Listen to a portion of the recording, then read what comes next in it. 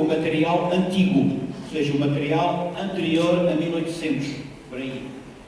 Os grandes cantadores populares dos anos entre 1800 e 1960 ou 70, alguns foram compilados, outros não.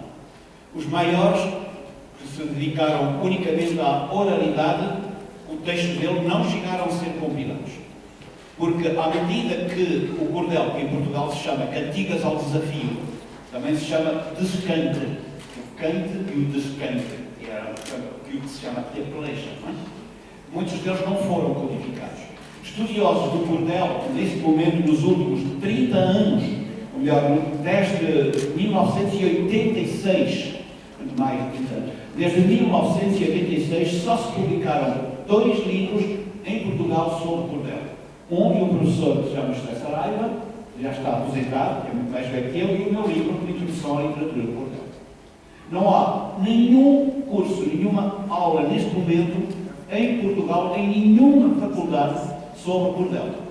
Nas escolas não se ensina cordel. Eu vou regularmente nas escolas como uma espécie de curiosidade. Apareço assim, falando de cordel, em várias escolas portuguesas, mas como sei lá, um anjo nascesse de outro mundo, uma pessoa do outro mundo. Tanto mais que não é, eu não sou da área de letras. A minha área é física. Eu sempre trabalhei em física nuclear, sempre ensinei e fiz investigação. E só me dediquei às letras por paixão. Apaixonei-me pelo Padre António Vieira, escrevi sobre o Padre António Vieira, fiz muitos trabalhos e um filme sobre o Padre António Vieira, e uma das coisas foi o cordel, porque quando cheguei em 1964 ao Rio de Janeiro para ensinar física e para instalar o primeiro reator nuclear do Brasil, que não chegou a acontecer por causa da Revolução, foi um professor brasileiro, Manuel Diego Júnior, um antropólogo da Paraíba, que me levou a conhecer a literatura popular brasileira. E depois conheci vários cordelistas.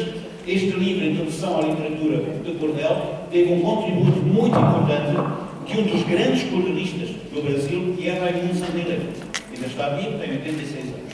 E de Wilson Santini também, para além dos outros que fui encontrando ao longo das minhas viagens. Eu tive o imenso prazer de conhecer pessoalmente Patativa Bassaré, de conhecer os grandes cantadores pernambucanos, de trabalhar com eles, de assistir na feira de Caruaru a quantidade impressionante de pelejas, Oliveira de Panelas, com Ibanildo de Vilanova, enfim, pelos caminhos que eu percorri no Brasil, sempre me preocupei em conhecer o cordel, em colecionar milhares de cordéis que eu não tenho tempo de ler, não é?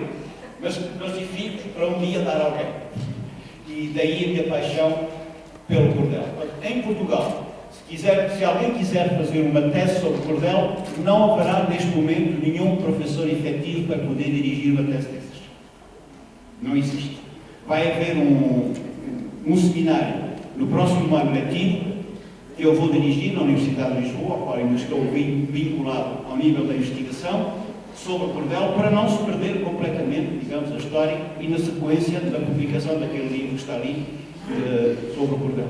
Eu preparei também para esta palestra um texto escrito com 24 páginas para distribuir. Haverá uma distribuição feita no stand do escritor paraense, lá embaixo, e temos aqui alguns desses folhetos que é para dar a um pesquisador que queira saber um pouquinho mais. Ou seja, é a palestra que eu dei aqui, só que escrita, ponderada e mais longa, são 24 páginas para poder trabalhar.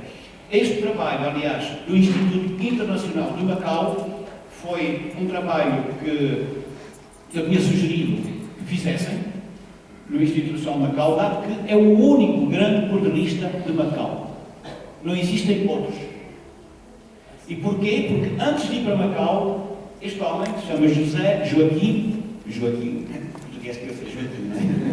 José Joaquim Monteiro, viveu anos aqui no bairro da Nazaré, em Belém do Pará.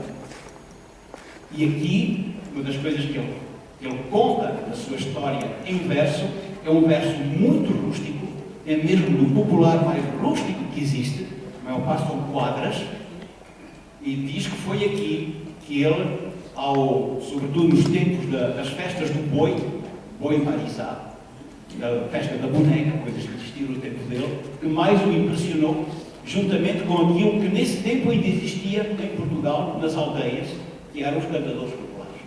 E depois deu isto, e o Instituto Internacional de Macau presta uma fantástica homenagem ao Cordel Internacional. Há desde 2007, ou 2000, não, acho que 2000, já não me lembro, que numa reunião que houve em Belo Jardim, em Pernambuco, eu tinha proposto que se criasse uma comissão para, junto da Unesco, defender a literatura oral em verso portuguesa como património imaterial da humanidade. O fado português foi considerado património imaterial da humanidade. Meus amigos, a literatura popular em verso é muito mais vasta, tem um poder educativo, social e interventivo muito maior que o fado. E o fado foi declarado património imaterial da humanidade. E graças a este contributo importante do Instituto Internacional de Macau, eu acho que é tempo que nos nossos encontros, nas nossas reuniões, nós comecemos a falar do reconhecimento do cordel como património imaterial da humanidade. Ele é comum a vários países. Ele representa uma força tremenda na história de países como Portugal, Brasil, sobretudo, e mais alguns, e é tempo que isso seja reconhecido. Esse é o trabalho, ao nível jornalístico, ao nível dos congressos internacionais, ao nível destas reuniões, que possamos intervir junto das autoridades oficiais, junto dos nossos inimitáveis políticos, para que eles pressionem, para junto da Unesco, isso seja reconhecido, por mérito, não por bem.